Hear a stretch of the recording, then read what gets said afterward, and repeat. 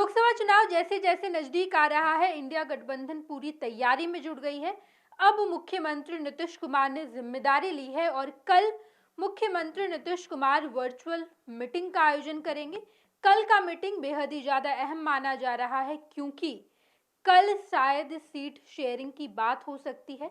कल जो है वर्चुअल तौर पर तमाम मुख्यमंत्री जुड़ेंगे। इंडिया गठबंधन के जितने दल हैं उन तमाम दलों के प्रतिनिधि कल वर्चुअल तौर पर जुड़ेंगे और अहम फैसले लेंगे। जैसे 24 का चुनाव नजदीक आ रहा है, तमाम पार्टी तैयारी कर रही है और मुख्यमंत्री नीतीश कुमार के संयोजक बनने पर भी अब सवाल खड़े हो रहे हैं। कहा जा रहा है कि अब संयोजक मुख्यमंत्री नीतीश कुमार बन सकते हैं। हमारे साथ गणेश सम्राट जुड़ेंगे और हमें बताएंगे कि आखिर कल की बैठक कितनी अहम है। गणेश, देखिए नेहा, कल की जो बैठक जिसकी आप चर्चा कर रही थी, नीतीश कुमार ने एक बैठक बुलाई है। और ये बैठक कब बुलाई? नीतीश कुमार जेडीयू के राष्ट्रीय अध्यक्ष बनने के बाद ये बड़ा फैसला उन्होंने लिया है कि अब इंडिया गठबंधन की वो बैठक कर रहे हैं। हालांकि इंडिया गठबंधन की शुरुआत भी उन्होंने की थी, उनके बुलावे पर ही तमाम राज्यों के जो मुख्यमंत्री हैं या जो बड़े लीडर हैं जो विपक्ष की भूमिका निभा रहे हैं वो पहुंचे हुए थे। और यहीं से एक मैसेज गया था देश भर के अंदर कि बीजेपी के खिलाफ नीतीश कुमार एक मुहिम की शुरुआत की है और इसमें सभी राजनीतिक दल आपसी मतभेद भुलाकर बीजेपी को हराने के लिए एक हो। और बीच में यह काम चल रहा था, कई बैठकें हुई, लेकिन दो बैठकों के बाद नीतीश कुमार का कद कम होते दिख रहा था। जेडीयू के नेता, राजद के नेता और बिहार में नीतीश कुमार के जो समर्थक थे वो उम्मीद लगाए थे कि नीतीश कुमार को संयोजक यानी विपक्षी दलों को एकजुट कर एक मुखिया के तौर पर फिलहाल रखा जाए और 24 के चुनाव के नतीजे सामने आएंगे तो बड़ा पद, बड़ी जिम्मेवारी होगी। लेकिन ये कहा गया कि अगर नीतीश कुमार संयोजक बनेंगे तो ये भी साफ हो जाएगा कि वो प्रधानमंत्री का चेहरा भी हो सकते हैं। लेकिन कांग्रेस ने नीतीश कुमार के उम्मीदों पर पूरी तरीके से पानी फेर दिया। संयोजक के मुद्दे पर बात ही नहीं की। बैठक होते गया, संयोजक का नाम बंद, मुद्दा बंद हो गया था। इस बात से नीतीश काफी नाराज भी थे। लेकिन अब जेडीयू के राष्ट्रीय अध्यक्ष बनकर दिल्ली की बैठक में, पिछली बैठक में शामिल हुए नीतीश कुमार ने अपने तेवर दिखा दिए, अपनी नाराजगी उन्होंने बता दी। उसके बाद विपक्ष के नेताओं को यह लग रहा है कि बिहार के मुख्यमंत्री नीतीश कुमार अगर नाराज हो जाते हैं तो ऐसी स्थिति में अगर नीतीश कुमार नाराज हो जाते हैं तो फिर इंडिया गठबंधन का जो सपना उन्होंने देखा वो पूरा नहीं होगा। नीतीश कुमार से राहुल गांधी फोन पर बात करते हैं। नीतीश कुमार को मैसेज दिया जाता है कि अब आगे जो भी होगा आपके दिशा निर्देश में होगा। मल्लिकार्जुन खड़गे को लेकर जो बातें ममता बनर्जी ने मीटिंग में कही, उस बात पर भी कांग्रेस ने सफाई दी कि ये उनका ओपिनियन है, ऐसी कोई बातचीत हम लोगों से नहीं है, उन्होंने अपना पक्ष रखा है। बिल्कुल गणेश। और अब कांग्रेस ने क्या किया, इस बीच सभी राज्यों को बुलाकर कांग्रेस के जो जिला राज्यों के प्रतिनिधि हैं कांग्रेस के अंदर, चाहे वो प्रदेश के नेतृत्व के लोग हैं, उन सभी लोगों को बुलाकर कांग्रेस ने एक एक कर फीडबैक लिया कि हम किस राज्य में किस राजनीतिक दल के साथ गठबंधन करके आगे जा सकते हैं, किन राज्यों में हमें सीट पे समझौता करना होगा और किन राज्यों में गठबंधन करना होगा। बिहार, झारखंड, उत्तर प्रदेश, महाराष्ट्र, बंगाल, गोवा सहित कई राज्यों में, पंजाब, राजस्थान, 9 राज्य ऐसे हैं जहां कांग्रेस ने गठबंधन करने का प्लान बनाया और बाकी राज्यों में कांग्रेस एक अच्छी सीट संख्या पर लड़ना चाहती है। देश भर में कांग्रेस तकरीबन 450 के आसपास की जो सीटें हैं वो फाइट करना चाहती है, जिस पर कांग्रेस अपने दम पे है। जिसमें 300 के आसपास 200 कुछ सीटें जो है वो कांग्रेस चाहती है कि हम लड़े, बाकी 350 सीटें जो है वो गठबंधन के साथियों के साथ मिलकर लड़के 350, माफ कीजिएगा, 450 सीटें जीतने का लक्ष्य रखा गया है कि एक जीत बड़ी जीत हो। हालांकि कांग्रेस के नेता नीतीश कुमार के इस बैठक में जब जुड़ते हैं तो आगे क्या कुछ होता है, क्योंकि नीतीश कुमार ने वर्चुअल मीटिंग बुलाई है और इस बैठक में कई चीजें अहम होनी है। नीतीश कुमार को लेकर एक तस्वीर जो धुंधली पड़ी हुई है गठबंधन के अंदर, या नीतीश कुमार के भविष्य को, क्योंकि नीतीश कुमार पिछली बैठक से जब लौट के आया नेहा, तो देखिए किस तरीके की चर्चा चल रही है। नीतीश कुमार का मन डोल रहा है, नीतीश बीजेपी में जा सकते हैं, नीतीश का पुराना जो दोस्ती है वो एक बार फिर से दिखाई दे रहा है, या नीतीश अपने पुराने दोस्तों की तरफ झुक रहे हैं। ऐसे माहौल बन गया कि कांग्रेस को या तमाम विपक्षी दल को ये लगने लगा कि नीतीश का अगर मन बदलता है तो इतने दिनों तक जो ख्वाब, जो सपना तमाम लोग मिलकर देख रहे थे नरेंद्र मोदी और बीजेपी को हराने का, वो शायद चकनाचूर हो रहा था। अगर नीतीश बीजेपी के पास चले जाते, बीजेपी के साथ खड़े हो जाते हैं, तो फिर कांग्रेस का सपना अधूरा रह जाएगा। बिल्कुल बिल्कुल गणेश, यही वजह है कि मुख्यमंत्री नीतीश कुमार एक बार और एक्टिव नजर आ रहे, क्योंकि पहले जब उन्होंने मुहिम की शुरुआत की थी तो उसकी एक दो बैठक के बाद मुख्यमंत्री नीतीश कुमार और तमाम दलों को भी यही लग गया था कि नीतीश कुमार संयोजक नहीं बनेंगे।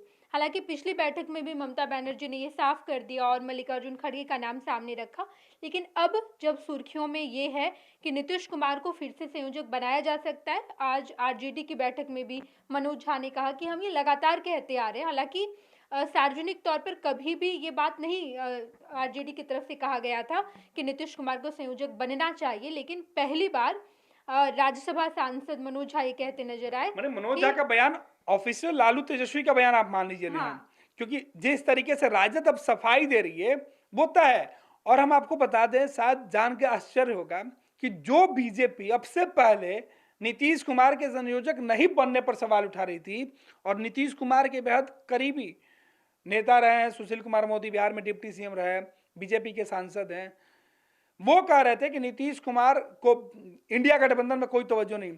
लेकिन अब से कुछ देर पहले जो उनका प्रेस रिलीज आया है, कांग्रेस और इंडिया गठबंधन के लोगों ने अब तक नीतीश कुमार को नहीं बनाया है, लेकिन सुशील मोदी ये मान बैठे हैं कि इंडिया गठबंधन ने नीतीश कुमार का नेतृत्व कबूल कर लिया है।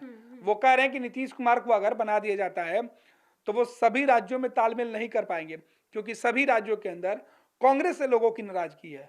तो सुशील मोदी को यह लग रहा है कि नीतीश कुमार संयोजक बनने जा रहे हैं, और यही वजह है कि नीतीश कुमार को लेकर सुशील मोदी का अब रुख बदल गया। उन्होंने यह माना है और वो अब करें कि नीतीश कुमार ये काम कर ही नहीं सकते हैं। जो कल तक व्यक्ति कहता था कि ये बनेगा नहीं, अब वो कह रहे कि अगर ये बन जाते हैं तो इनसे सभी जगहों पर तालमेल नहीं हो पाएगा। ये साफ संकेत है कि बीजेपी को भी इस बात का एहसास है कि कांग्रेस और इंडिया गठबंधन के अंदर क्या कुछ बात हो रहा है, और नीतीश कुमार का कद सुशील मोदी से बेहतर कोई नहीं जानता है, क्योंकि ये वही सुशील मोदी है। जब नरेंद्र मोदी का विरोध करने की जरूरत पड़ी तो नरेंद्र मोदी जब सत्ता के करीब आ रहे थे तो बिहार में एक वही बीजेपी के ऐसा नेता थे जो नीतीश कुमार के लिए खड़े थे। बिल्कुल बिल्कुल गणेश, यहाँ पे सुशील मोदी को हल्के में नहीं लिया जा सकता, या फिर उनके बयान को, क्योंकि बहुत अहम है। पिछली बार भी जब उन्होंने कहा था कि ललन सिंह राष्ट्रीय अध्यक्ष के पद को छोड़ेंगे और नीतीश कुमार बनेंगे, उस वक्त भी सुशील मोदी ही थे जो सबसे पहले बीजेपी से आए थे और सामने कहा था कि ये खबर सच है, जिसके बाद अंततः यही हुआ कि ललन सिंह ने इस्तीफा दे दिया। अब जब सुशील मोदी ऐसा कह रहे हैं तो इस बयान को या फिर सुशील मोदी के कहने को आप हल्के में नहीं ले सकते, क्योंकि कहीं ना कहीं पिछले बार भी ये देखा गया था और इस बार भी नीतीश कुमार शायद संयोजक बन ही सकते हैं। बिल्कुल, अब संयोजक बनने का रास्ता साफ है। नीतीश कुमार के ऊपर जिम्मेवारी, विरोध कौन करेगा? अभी तक तो कोई नहीं अब राजद विरोध नहीं कर रही है। राजद पहले से चाहती है कि नीतीश कुमार जितना जल्द बिहार छोड़ के दिल्ली जाए, कि बिहार में उनकी पार्टी की सरकार बने, तेजस्वी मुख्यमंत्री बने, डिप्टी सीएम कब तक रहेंगे। बंगाल में ममता बनर्जी ईडी और बाकी अन्य जांच एजेंसियों की कार्रवाई से परेशान है। झारखंड में हेमंत सोरेन परेशान है। तो इंडिया गठबंधन में उधर उद्धव ठाकरे पहले ही परेशान है, शरद पवार परेशान है, दिल्ली में अरविंद केजरीवाल परेशान है। तो कौन चेहरा है? नीतीश कुमार।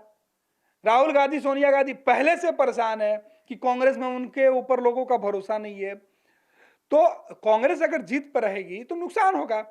और एक व्यक्ति के लिए कांग्रेस पहले भी मनमोहन सिंह को प्रधानमंत्री बनाकर यह मैसेज दे चुकी है कि उसे सत्ता में आना है, वो चेहरा बदल सकती है, वो कॉम्प्रोमाइज कर सकती है। राहुल गांधी उसके लिए बहुत बड़ी चीज नहीं है, उसको सत्ता में रहना है। राहुल गांधी कभी भी प्रधानमंत्री बन सकते हैं।